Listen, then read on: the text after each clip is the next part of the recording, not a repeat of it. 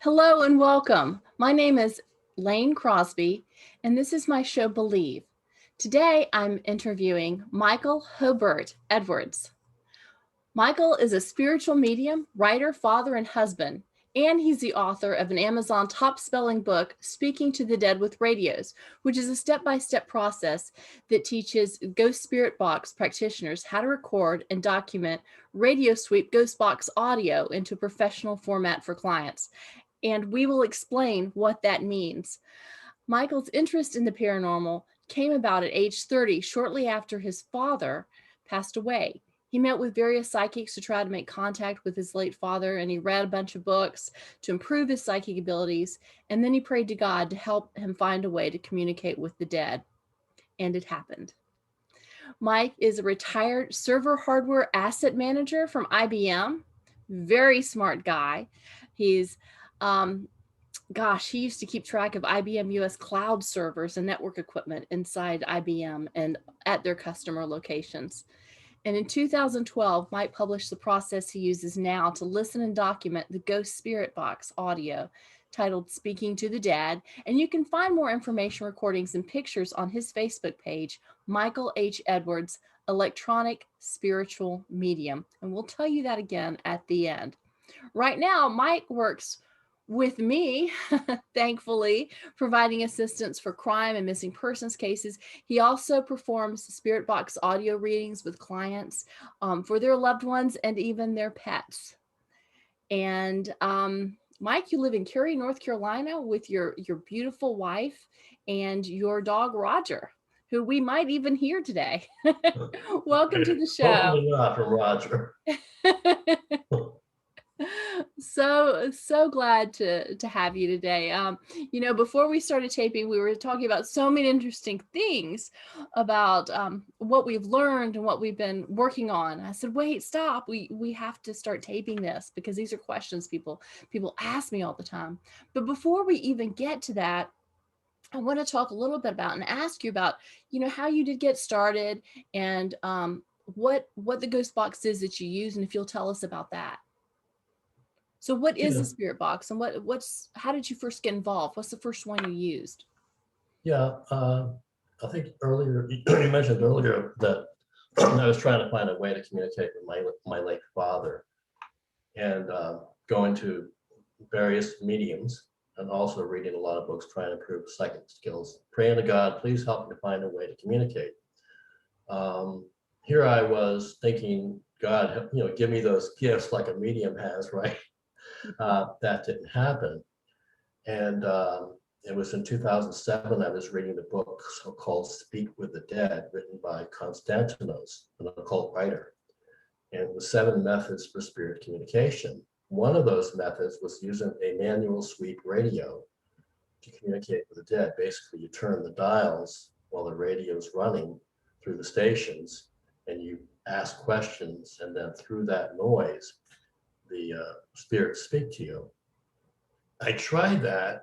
I was getting some form of spirit communication, but I wasn't getting anything from my late father. And also, by turning that dial, it really hurts my fingers. I got arthritis in my fingers. So I went ahead and I stopped doing it. I gave up on it. And I continued to pray. And it wasn't until in February of 2008, I was watching a television show, and there was a guy on there, an investigator on the show. His name was Christopher Moon. Mm-hmm. And he was using a Frank's box. In fact, he was using a box very similar to this one. This is one of my Frank's box that Frank Sumpton sold me, the late Frank Sumpton. Christopher Moon was using one of these boxes, and he was asking questions and getting responses back real time from spirits at that location. And I thought, wow, I could get one of these things. I could do that, right? Anyone could do that. So I contacted the show. I got in touch with Christopher. He put me in touch with Frank Sumpton. And Frank told me he would give me plans to build his radio, but I told him I had no electronic background. The famous Frank's box. Yeah. So what Frank did is he sent me to Radio Shack, and he told me to buy this little radio. Radio Shack 12-469 radio for $25. It's the original one I started with back in 2008. And he told me that this particular model doesn't have a built-in speaker. You have to plug in an external speaker. He asked me to join his Yahoo group.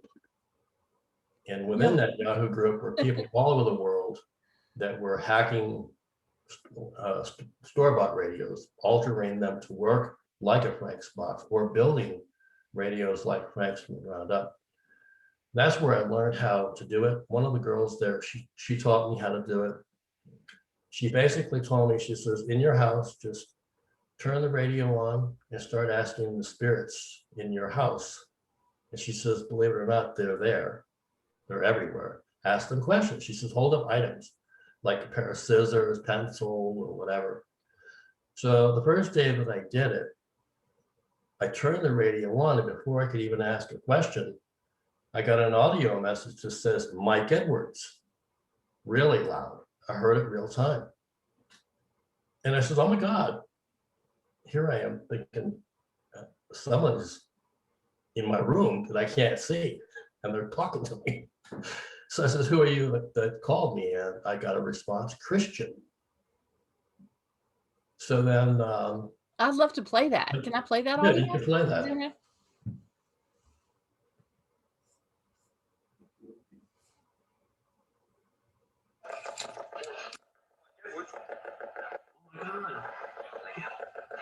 Hello, who are you that called me? Wow, let me play that again. Oh my God. Hello, who are you that called me? Oh my God. Hello, who are you that called me? Wow, that's pretty cool. I had to do that a couple of times because I had talked over it one time. Yeah, so after that, and I continued to ask questions, and I got another message that says, hello, Michael, but it was in like a British sounding voice. So at that point, I realized that there was somebody in my room that could see and hear me, but I could not see and hear them. I was just so excited. So I picked up a pair of scissors. It says, what is this? Name this. Scissors. What is this? Pencil. What is this? Hammer. You know, they were naming the items. I held my watch up. They said watch, you know. So from there, I just continued to record. And within Frank's group, they allowed you to post whatever you got so others could hear it and share it with you. And within that group, and that had been in February timeframe. So right around the April timeframe, I was posting a lot of stuff there. One of the girls that was in the group, she was a medium, Julie Velasquez. And she sent me a private message. She says, I noticed you're doing really good with that box. And I also noticed that you live in North Carolina. She says, I live in Chicago. She says, but I'm working with an investigator, a private investigator, who's a retired police detective now working as a private investigator. She's in Georgia. He says, but she's working on a case that's in North Carolina of a missing teen. It's a cold case file that's been cold for 2 years. And she's working with a family member. And this family member, actually, she works with these teams that whenever there's a missing child, she's part of those teams that go out and look for the missing children. And she actually is a member of one of those teams. She said there was a location that was never searched. The last seen location where the boy was seen, which was behind a baked taco store. And she said it was never searched because of inclement weather. And then the case, you know, went cold and nothing else happened. So what I would like you to do, she said, I'm going to give you the name of the boy. She says, and I want you to ask your guardian angel to go out and find this boy and invite him to your home on a set day and time so you can ask him questions. And that's one right there from Julia is where I learned how to actually bring people to me. That's what. Whereas before I was just recording whoever's in my house, right? Right, right. So that's where I learned how to invite people to come to my house for a session through this process. And let me add, don't try this at home, folks. Exactly. So, and also I learned how to establish a better relationship with my guardian angel. Yes. So I did that. I invited him to the home and I started recording and asking the questions that Julie gave me about the last seen location. And he kept yelling out the word receipts. And then he yelled out the word gun. So, and they were really loud. You could hear them real time, really loud. So Julie sent those to this investigator. And the investigator went ahead and talked to the woman who was associated with that search team and says, can you go and get permission from the property owner to go onto that property and search around those two ponds? There was two ponds back there. So she got permission and she went there by herself one day and she found a bag of receipts. The receipts belonged to the boy. They were for new tires that he had bought for his car, which was also missing too. And also within the bag of receipts was a diary that belonged to his girlfriend. So this person continued to search around the pond. She found the new tires laying on the banks of the pond. So when she found that, she called the police and got them involved. They reopened the case and they went and drained the pond. They found a leather jacket and they found a gun with the serial numbers etched off. But they didn't find his body and they didn't find his car.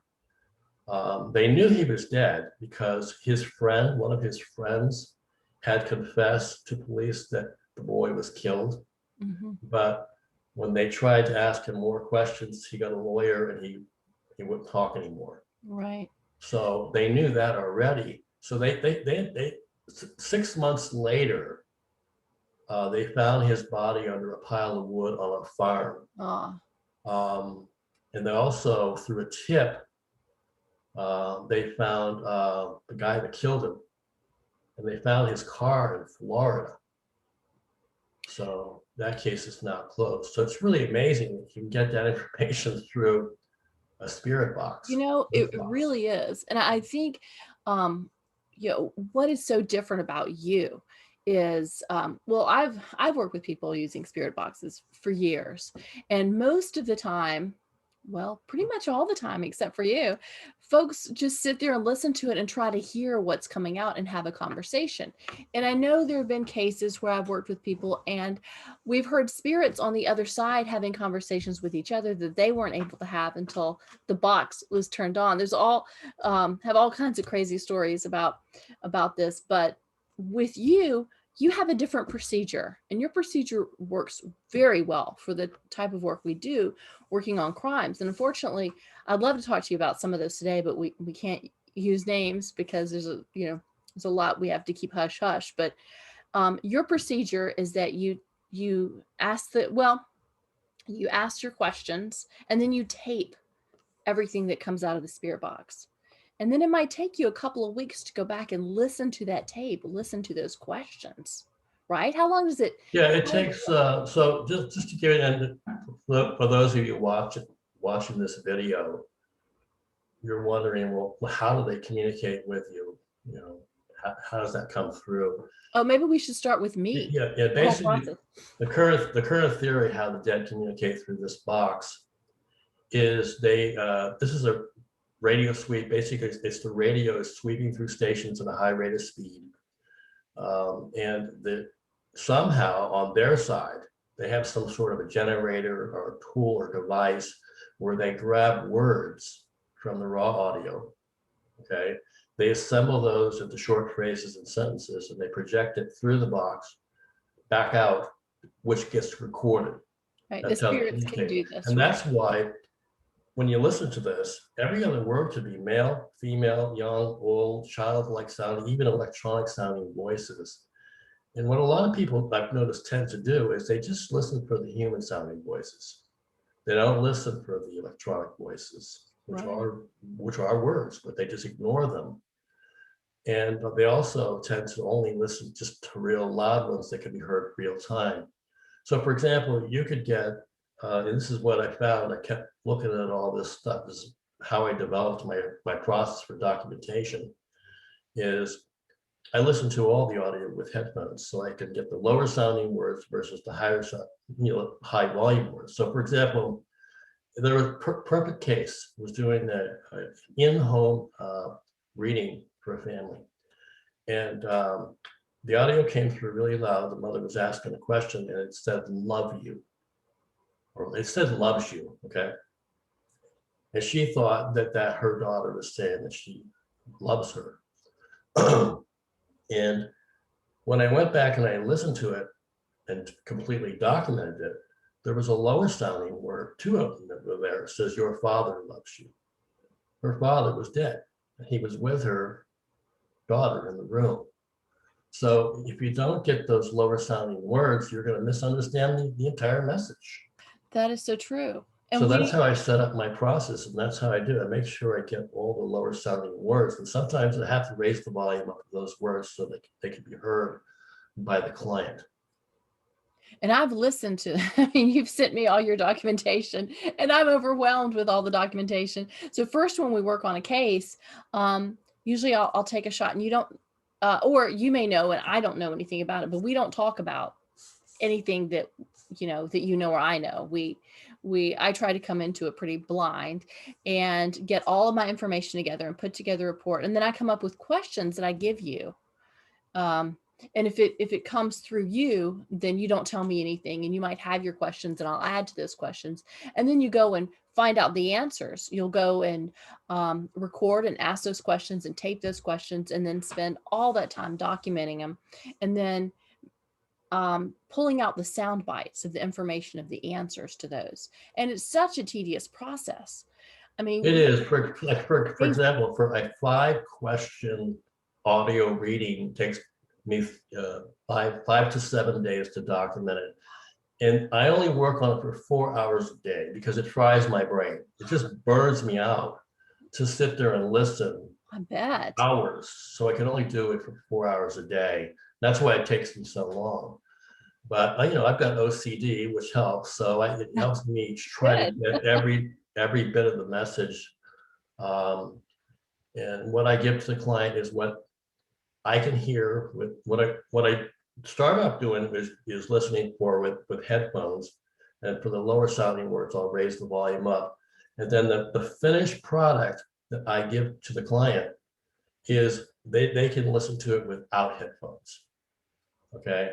And if I can't hear it without headphones, they're not going to hear it without headphones. I only give them that.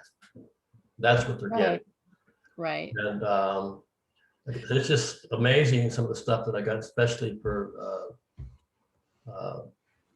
I did a session for one of my high school classmates, and his mother came through and she said, sorry, I didn't help I helped your brother, but not you with the estate. Okay. And she also made a comment, I see you have a new hiding place for your candy. So when I asked him about those things later, he says, I'm diabetic, I have diabetes. He says, and I have a secret hiding place for my candy. So he goes, obviously my mother knows where that is. And then the other one he told me about, he says, when his mother, his parents got divorced, and she lived with his younger brother.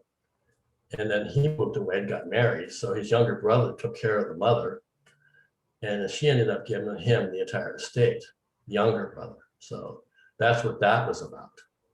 So that's information I didn't even have going into it. It's just,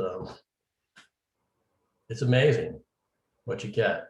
It's amazing what we found out. And I want to take a second and talk a little bit about EVP versus what this is, because EVP, for some who may not know, is electronic voice phenomena. And it was Sarah Eastep, which started the the Association for EVP here in the United States. I think she lived in Alatoona, Pennsylvania, long ago.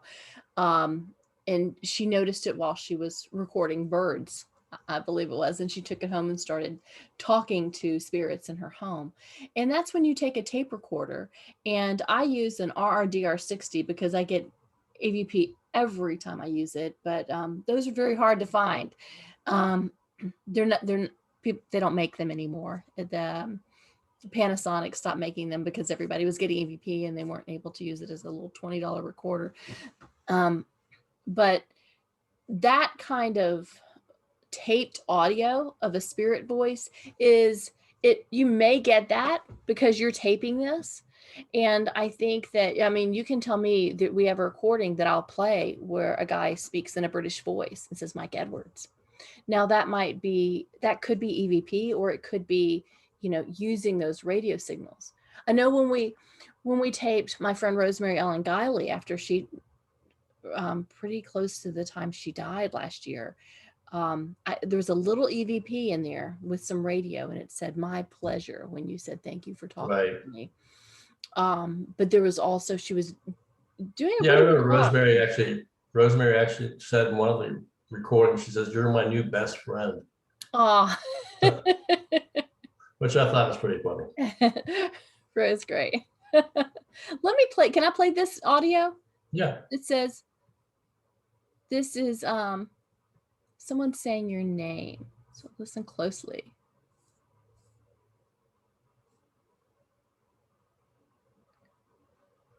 Someone called me Mike Edwards.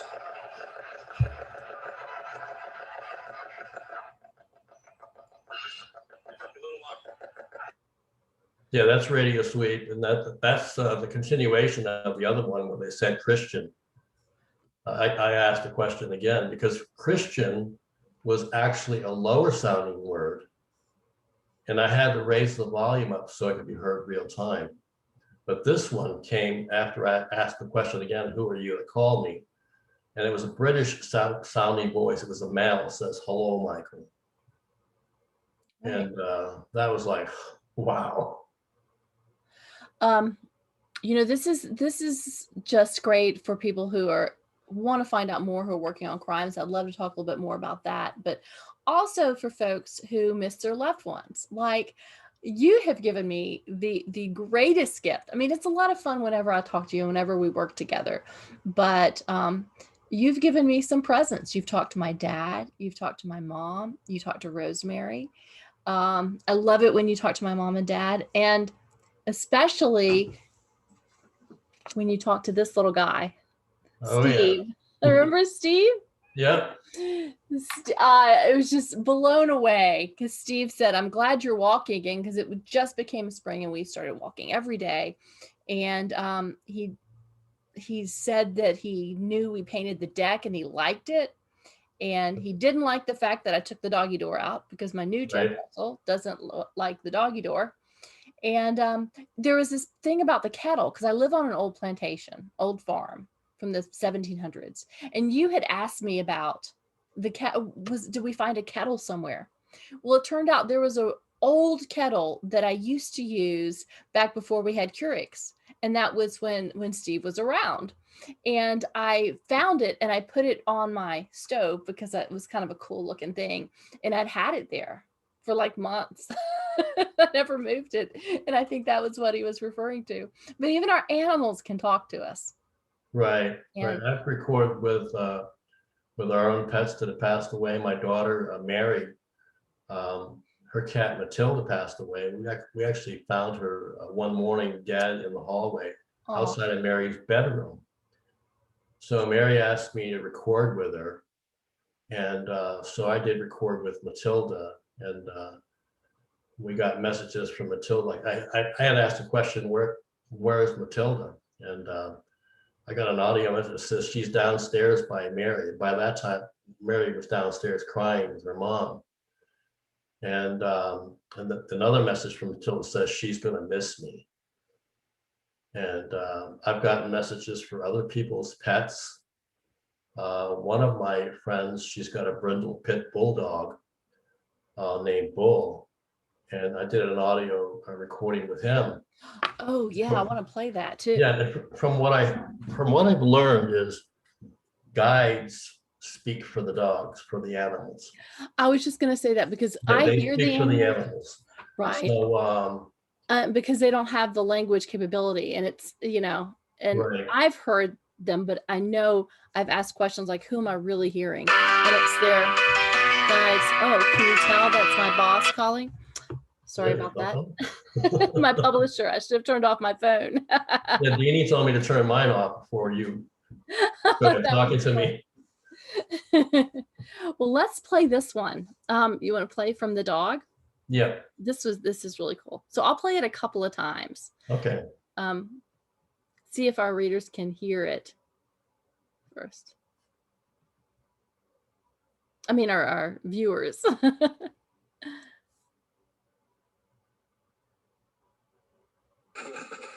Okay, and Bill, can you tell me again, what kind of a dog are you? Good job, I heard that one. So basically what Bull is saying is black dog, pit bull. That's what his response was. Let me do that again then. That was, I heard, I've listened to it like 8 times now, and I heard pit bull, and it's black dog, pit bull. So let's listen again with that in mind.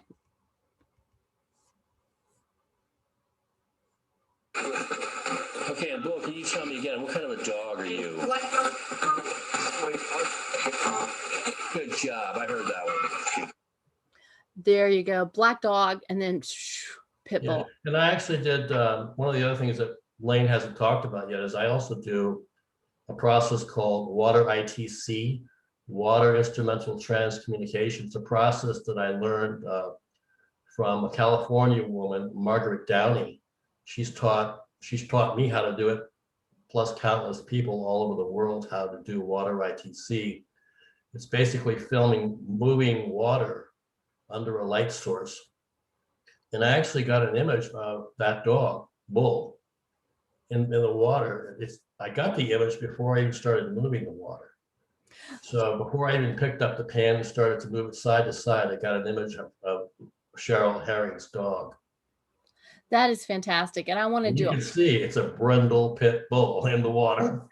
Let's share that picture when we do our next one, our next segment on ITC, because I saw the picture of the pit bull, because I'm linking online to that Facebook group where our listeners can hear all of this in your Facebook group. Is that correct? Right. All of these things. And as far as water ITC, I was doing it on a regular basis for new clients and so forth. But the problem with it is I could, when I invite their loved ones to come, sometimes I get images of their loved ones, but sometimes I don't. I always get images of spirits. And a lot of times it's like, for example, I did a water ITC session with a woman's special needs son that passed away. I didn't get any images of him, but I got images of my client's mother and father in the water. Okay, but I didn't get her son. So it's not a guarantee, whereas with the radio suite audio readings, I get people every time. But with the water sessions, it's not always a guarantee that I'm going to get their loved one in the water. So right now I've got repeat clients that still want me to do it, even though there's a chance I might not get their loved ones. So I still do those, but I've tried to steer away from those because of that reason. And you're working on getting one for Jeanette. Yes, I'm going to try one with Jeanette. Jeanette is one of the enslaved people that is very near and dear to my heart. And I wrote about her in my book, Investigative Medium, The Awakening. And she is here on this farm still. And you're going to get a picture of her one of these days. And I'm so excited about that. And I think that what's really interesting is the process. And I've gotten to know some of your guides, and you've gotten to know some of my guides. Yeah, like your guide Sardis. Yeah. Yeah. Sardis is a hoot. I like Sardis. From ancient Greece, which was Italy. And he Oh, we should talk about Everybody wants Linda. to know. Linda, We yes, should talk about Linda. that's right. So this is really interesting. So again, I have a friend of mine, Bruce Halliday, and also Steve Holte. They both know the names of their guides. Okay, and I just never. I always just call them technical guides, right? I never knew what to call them. So one day I decided I'm going to see if I can find out the name of my guide. So I did a recording, and I asked my guardian angel to invite the guide to the house. And I says, technical guide, what is your name? And I got a response, my name is Linda and I know you. And I'm thinking, okay, but I didn't, really hear that until later, right? When I went back to listen to it. So then I thought, I'm going to do another recording with this Linda now that I know the name, right? So I said, technical guide Linda, how do you know me? And she responded in audio, and that was loud, real time. She said, my mom used to love you. So I told Laine about that. So Laine, she did a reading with Linda, and she found out that I was Linda's stepfather in a previous life, back in, I believe it was in the 1700s in Belgium. Oh, was it Belgium? And I was married to They're her French, mother, right? who was a dancer, and her mother's name was Clarice. So that's really fascinating. So now my technical guide is my stepdaughter from a previous life. She's helping me. But I thought it was so interesting too what you did, and I can't remember now because I talked to so many. I'm in this state of you know different. It's a different kind of awareness when I do this. But were you a tailor or something? It was very tedious. No, they from your reading, you got the Linda had told you that I was a clock. I repaired clocks Right. in this small town, That makes and that sense. her mom was dating a guy, and that he got her pregnant, but he left somehow he left her, and her father or her mother were sort of like prominent in the town, well known, and it would not look good if their daughter was pregnant. So her mother was apparently a friend of mine, and her mother asked me to marry her daughter. That's right. That's I remember how all I ended up marrying her. So I remember now. yeah, Things that we found out. Oh gosh. And then you have been able to find out to take my readings for some of the crimes that we've worked on and go even further. I remember, well, there's one reading that just kind of blew me away. I did it with a lady, and a man came through by the name of William Kidd. And so she's trying to find out her ancestry. So I'm trying to help her with this. And William Kidd comes through, and he's kind of loud, and he's kind of a swashbuckler kind of guy, and man's man, and he's talking to me, and he has dark hair, and he's very handsome, and I keep asking him, how are you related great grandfather William Kidd? And she goes, my ancestor was Captain Kidd. And I'm like, gee, that sounds familiar. I don't know who Captain Kidd is. So I don't even realize it till we're done with the reading, and I Google Captain Kidd, and, oh my, Captain Kidd, hung by the king, put his body on display. He was I don't think they called him a pirate, but in essence, we might call him a pirate now. And so I asked you if you would talk to this guy, unbeknownst to you, I think, who he was. And you got an incredible reading from him. And he talked about Admiral Byrd. So he gave us a little more about the history that he experienced. And it's just, we talk to these people. I mean, it's just the coolest thing. not only is it the coolest thing, but they think it's cool too. That they can communicate that they have someone to talk to now. So it's like it's a thrill for them too. Who are think about it, like, well, when I finally got in touch with my father, right? Remember I told you that I first got my little box from Frank, his advice back in February 2008, and I started working with Julie. on the crime case in April 2008. It wasn't until October 2008, that's when I made contact with my dad for the first time. Oh, And he had died in 1987. right. And I used the process that Julie told me. I had my guardian angel invite him to the house on a set day and time. He was just so thrilled that he could talk to his son. And he and I record on a regular basis. And since my mother died, I record with her on a regular basis. I record with my aunts and uncles and cousins that have died. And even some of my high school classmates I've recorded with. Wow. It's just, they just love it, you know. That's another thing I They want. don't have to wait until I die to talk to me. They can talk to me now. That's right. And Right. that's something that, I mean, even though I talk to my parents all the time, it's still cool to see it in writing, to see things written to me about friends and family and the way they would say things that I know it's them, you know, and it's just another layer of proof of the afterlife. But you know, oh, what was I gonna say? Talking about your parents, it's there's so many things we can do with this, so many things that we can learn. Who would you say would be like the most interesting person, or the top three that you have spoken with?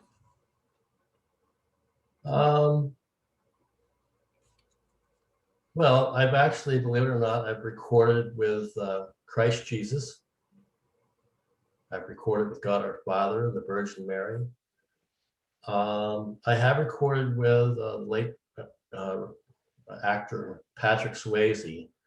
And that one came about when this group that I was with, we were doing an investigation at the Lake Lure Inn and Spa. Oh, I've been there. Okay. Right. And that's where the filming, the actors were staying for the filming of Dirty Dancing. And I was two doors, the room that I was in, room 218, I was two doors down from where Patrick Swayze, that's where his room was. So before I even went on this investigation, I talked to my guide, my guardian angel, and I said, guardian angel, can you go and find Patrick Swayze and tell him that I'm going to be there on these 2 days, and ask him if he can come there and I can ask him questions. And I can also use Water ITC to see if I can get an image of him. I don't think I gave you that image of Oh, Patrick okay. Swayze, Do I have the audio? but I gave you some of the audio. I don't know Oh, if Joe. you have that. But when the audio I got, he actually, said Patrick Swayze in the audio. He did respond to my questions, and I did get an image of him in my hotel room of Patrick Swayze that matches up to an existing image that exists today of that. That was pretty cool that I actually got audio from him and also images during that investigation. I just want to caution anybody who's listening, because I get a lot of people who call me about negative entities in their homes after doing the Ghost Brothers television show. And you have a process where you know your guide well. So Laura, you know your angels and you know your guides. And we have talked about this. Like, my guides will come and talk to your guides, and we'll get messages back and forth through our guides, which is pretty cool. But it's not a good idea for other people who just think this is cool to try to do this, like me, for example, because I tried that ITC photography. I prayed my prayer. I went outside. I knew better than to do it in my house. But I'm very sensitive, and I can hear and I can see. And when you're sensitive and you open a door, then more will keep coming, and you have to be careful about that. I think where you are concerned, you have it all. There might be some others who pop in, but they don't hound you. You don't have negative entities coming. You don't have any of this. I don't have any issues like that. And what's nice about my process is I don't have the ability that you have to see and hear. So when I turn the radio off, it's off. Right. When right. I turn the radio on, that's when the voices are coming through that are recording and documenting. And it's not And like that with me.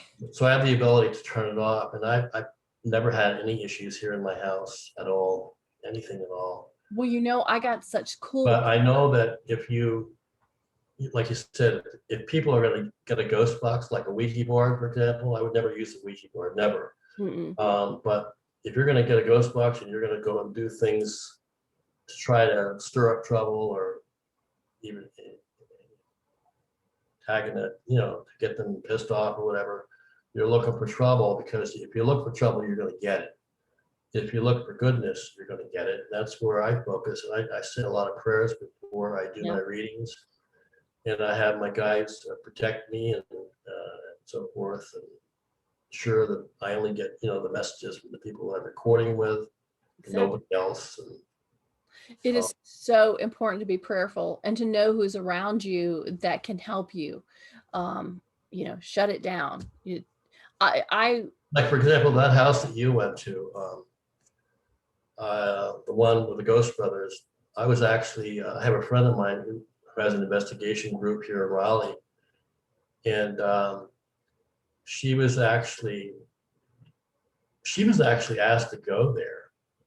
And she wanted me to go there with her. And I asked about, well, what's going on there? She told me what was going on. I said, you know, I really don't want to go into something like that because I don't have experience in dealing with stuff like that.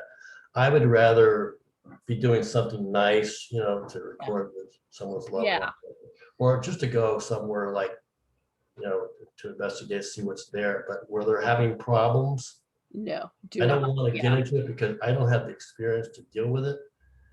And so I avoid stuff like that. I just don't want to deal with stuff like that.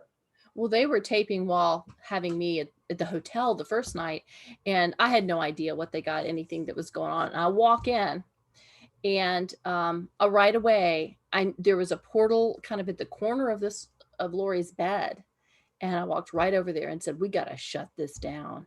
And she said, "That's where they used the spirit box the night before. That's where they were talking and got all the stuff." And I'm like, "Okay, that's great, but don't ever do that again." Not in this house. Right. Not where you've had problems before. So I prayed over it and kind of, you know, shut it down. Like I said, when I did it here outside, it wasn't, my guide said, "No, you can't, don't do this." He said, "Next time you go, it needs to be off your property. You need to use holy water instead of regular water. And you need to pray to shut down the portal and put it in, take that water and pour it into running water to get rid of it." So there's a lot of things, and that sounded, yeah, I'm not going to fool with it again. I'll let you handle the ITC. Right. Because it's, you know, when you're getting into that, it's, even as, you know, as many years as I've been working in this, I'm learning new things, and just try to be very prayerful and stay away from certain things. But you have done some incredible things, and you've always managed to stay protected through it all. And I'd love to play some more of, gosh, this is so interesting. Our time is running away. Let me play another audio. Can we do that? What's your favorite audio? I like the one where you said, was this your son? "Son, I always loved you too," with your father? No, that was actually a client's house. Okay. I was doing an in-person reading with their son. Let me play this. This is interesting. Oh wait, maybe I'm thinking of something else. This is "Son, and I always loved you too." That's from my father. Yeah. Okay. Okay.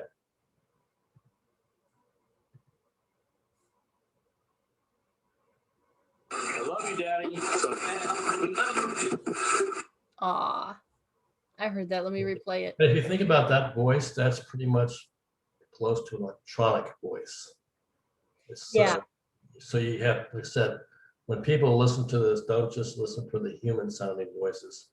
Listen for the electronic voices too. Good point. Let me play that again. I love you, Daddy. Aw. Yeah. That's so sweet, Dad. I don't think I've talked to your dad. No, you've never talked to them. No.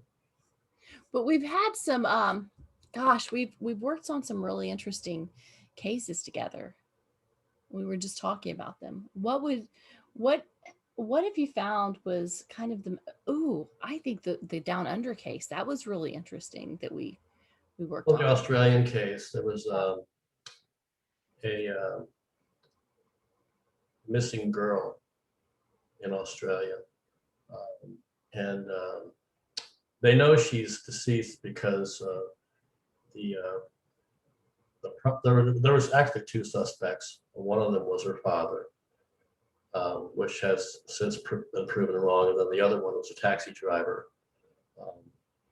And he was the prime suspect. And then eventually, on his deathbed, he confessed to his son that he was the actual killer of the girl, but they've never found her body.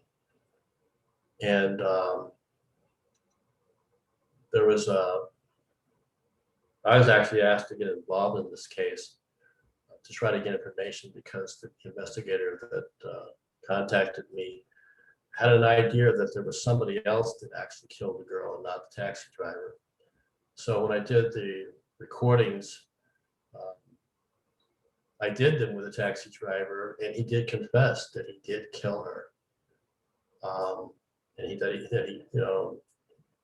and he also indicated how he disposed of her body and so forth. And but I also learned, and Laine, when Laine did her reading, she got the same thing from him. But I also learned when I asked about this other person that the investigator had thought was the actual killer, learned that that investigator was involved. I mean, that person was involved. We also learned from the girl, she told me in an audio reading that she was pregnant. And Laine, doing her reading, determined that the other guy that the investigator thought was the actual killer, and not the taxi driver, he was the one that got her pregnant. And he was a high stature in a circle of different circle of people. And if it were found out that he had gotten this girl pregnant, what have you, it would not have been good. Well, what was interesting too is that we were working on it separately and with different people. Like you were interviewing the taxi driver, but there was so much negativity around him, I wouldn't talk to him. But I talked to the girl after my first run through, and we did it again. Remember? And she came. And the girl's father, when I recorded with him, he also told me, he says, I did not kill her. Right. And so he came out and said that. So that was a pretty interesting case. It was they still haven't found her body. But there was also a little bit of interest there. We were trying to find the location where her body's buried. Right. And I did a water ITC session, and I asked the taxi driver if he could, I asked him this before we did the reading. It says, can you go out? And I did this to my guide. This is my guardian angel. Can you talk to the taxi driver and ask him to go? Because I know they have cameras. Okay. Yeah. I know the spirit world has cameras and they can take photographs of us. Okay. So I asked him to go to where the location was that he buried the body and take a photograph of the building. And then when I did the water session, I told him how to place the photograph over the water. It says, don't face the photograph to the camera, because then I'm only going to film the back of the picture. Much the same, if I want to get an image of someone's face that's deceased, I always tell them, do not look at the camera lens, because I'm going to get the back of your head reflecting in the water. I want to see your face. So I actually got an image of a building. And that building, it's kind of a blurry image, but it seems to match a location that was owned by the taxi driver. Well, what was so interesting too is we got a picture, I think it was a Google picture from the side, and then you got, and it was where she said, she told us, I guess the taxi driver told you in the readings, and she told me too, she was buried at this particular house. And then we got the picture through, I think, Google Images or something, and then they gave you the picture through your ITC water photography, which was obviously not the same Google image, but it was a different side of the building, which was a great confirmation. And that was just amazing. And we have so many pictures and so many files. I tried to look for it. I couldn't just bring it up like that. But and you know, she was my age because she was like 20, 23 when this happened to her. And Right. she was really young, and we were born in the same year. So I felt sort of a camaraderie with her. And she ended up coming and talking to me for a while, and she even watched TV with me one night. She was a very nice person, and I felt so sad that she, you know, what happened to her. And because when you're 23, you know, Well, you tend it's to take funny how choices. they do things like, remember when I recorded with George Orwell? He Right. made a remark that he's actually come to my house and watched me before I even did a reading with him. That sounds like something George Orwell would say too. Yeah, so that was like, this God. guy's been in my house watching me before I ever even decided to do a reading with him. Wow, it's great. But we have found out some interesting things. And I know with the case with the boys in Maine, we were looking for a name of someone who might know about it, be able to tell. And so I went to sleep that night, and while I was going to sleep, a name was given to me, and I did not give you this name, and you came up with the exact same name when you did your electronic. Right, the name of the girl. Yep. We In that up particular for the reveal. that particular case, that these boys up in Maine came down in Canada. They came down to Maine hitchhiking, Yeah. and they ended up getting a ride with these two guys from an ice cream shop, and they ended up missing. Right, so when they couldn't find them, they interviewed those two guys that gave them a ride, and they said, "Oh, we dropped them off at this location on near I-95 and the railroad tracks," and that was the end of that. But when I did the recording with the three boys, I actually focused on one of the boys. And he basically told me that they were never dropped off. They were taken to a party. Mm-hmm. Met a girl there that became really good friends with her. She really liked the three boys. And that it was a property and like a home, someone's home, what have you. And there was some drug dealing going on there. And something happened, and the boys were killed, and their bodies were taken and placed onto the railroad tracks. And the next morning, a train ran them over. So they basically did that to make it look like an accident. And of course, the police down in the town ruled it as an accidental death and closed the case. But the family never really believed it. They never really believed that it was an accident, that it was, they've been trying to find somebody in Maine that knows the story or what happened to the boys. But a lot of that information, again, I got information, and then Laine went ahead and did her reading with the boy. And she got similar or even more information that we didn't even know about, which we gave to the family member that we're working with. So yeah, it's just, and it's still, I mean, doesn't it kind of still blow you away? I mean, we do this all the time.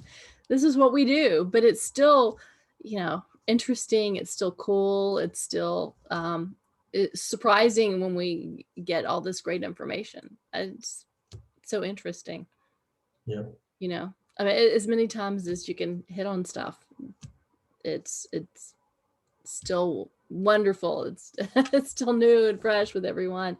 I would like to show just before we finish up here, we have so much more we could talk about. We could go on for hours, and we have audio, and to see the audio, to listen to the audio, y'all can go to Michael H. Edwards Electronic Spiritual Medium on Facebook. And the audio is there, and you can play it over and over and listen to it. I've got audio and images there. And images, right. But one of the things I want to touch on before we go any further, I just want to lose this thought is, I'm using the box to communicate, to help you out with your cases.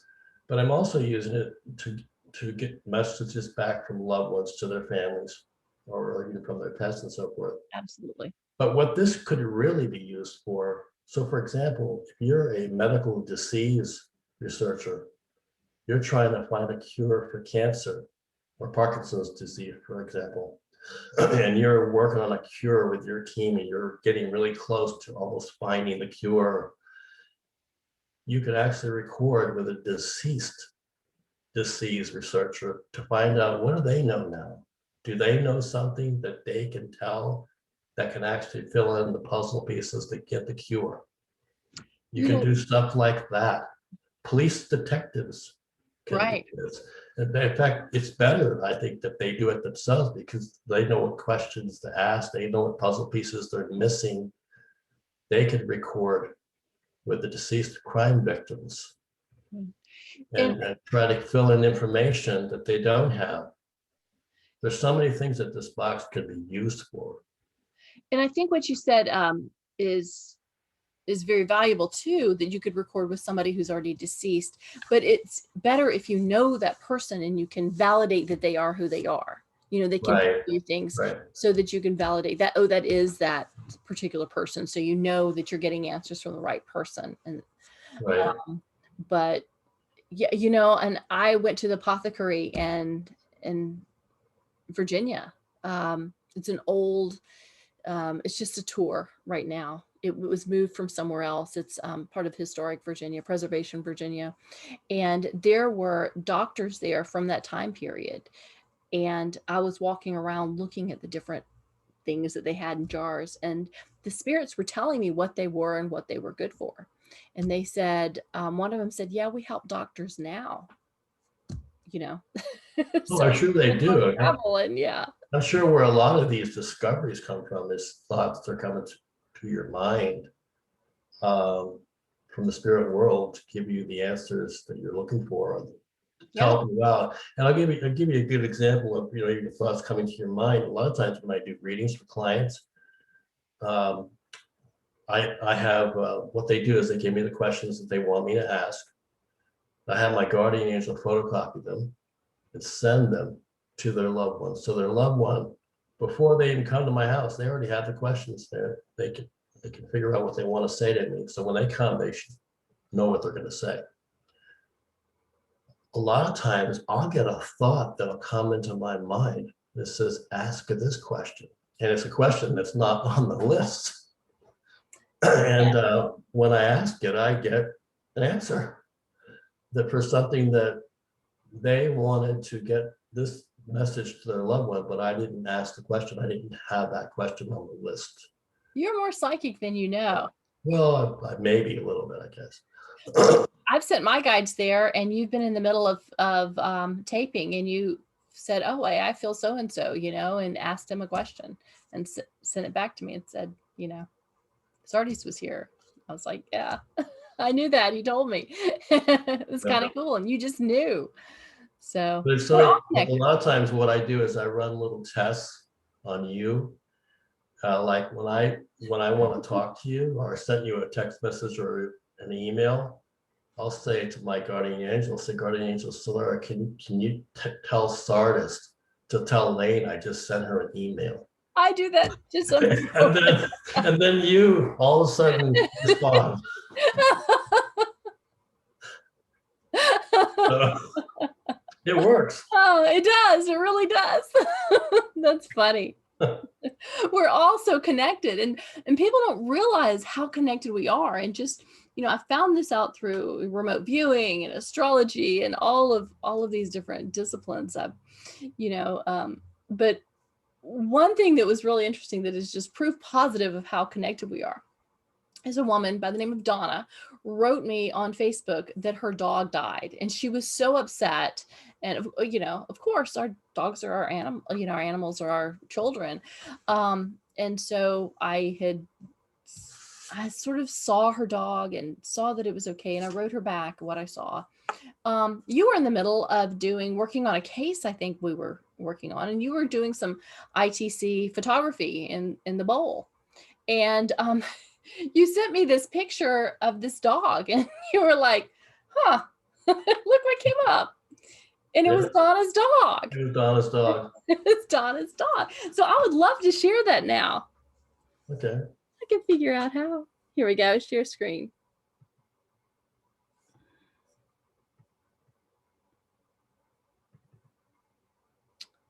There we go. So here is Donna's dog right here. Can you see that? Yep. See its eye, and this is its ear. It's kind of like, you know, throwing its head. You see its ear here. It's like a Cocker Spaniel, black and white. And there's this little nose, and there's this other eye, and there's its ear. And this is where its collar would be, but that's part of the bowl. And then it's dark down here. And this is a dog picture. I know when my dog, we got pictures of my dog, we got the underneath because he was posing for the camera and we saw his paws. And then later you told him how to pose, or maybe I think I was getting the pictures outside and got his face, but I thought this was a really good one. And here's another one that I also liked. This is an actor that you spoke with. Who is this? What is his name? Oh, that's the actor from the Karate Kid movie. Yeah. Oh yeah. Yeah. What's his name? I forget. And here, Sensei. I don't know. But see, here's an eye and a nose and his mouth. It almost looks like kind of the same, but you can tell his hair a little bit different. His eyes are different. So that was interesting. So, but we will have more of those next time. There's just so much to talk about with you. Oh, there he goes. That's Roger. Hey, Roger. Roger's ready for you. Roger's ready for some lunch. Right. So, is there anything that you would like to say in closing? We were just talking about Donna's dog. She had asked me to do a reading with her dog because she was going to get a new dog, and she wanted to know how her dog thought about this new dog, if this new dog was a good fit. And her dog came through and said that he had already seen the other dog and the dog was a good fit. Aww. Basically. And so, Donna was like really happy that, and of course they've got the dog and the dog is just wonderful, so. Aw, thank you. That's amazing. That is a great story. Yeah. Rogers has his take on it too. But no, yeah, in closing, so basically I'm working with Laine on any cases that she needs assistance on. And I'm also recording for clients, people who want me to record with their loved ones or their pets to get messages back from them and so forth. And I've got all that information on the webpage on Facebook. Go out there and like it. And I've got all my audio, my key audio, good sounding audio out there, and also water images as well. It's fascinating. And your book, Speaking to the Dad, that's another fascinating read. Yeah, Speaking to the Dad Radio is out on Amazon.com. Yeah, that's a great one. I really enjoyed reading that. Thank you so much. Thank you for coming on. Thank you for having me. I can't wait to do more of these because there's just so much to talk about and it's so interesting. So I appreciate it. We'll have to do one with Jeanette when we do Jeanette. Oh, yeah. When we record with Jeanette and also get water images of her. That should be a good one. Yeah. And Bill too. Yeah. Yep. Also not character, a live person, a live spirit. A dead person, a live spirit, and in my book. So I would love to do that. Thank you very much. Thank you for coming, and thanks for everybody watching today. And I look forward to seeing you next time. Thank you. Take care.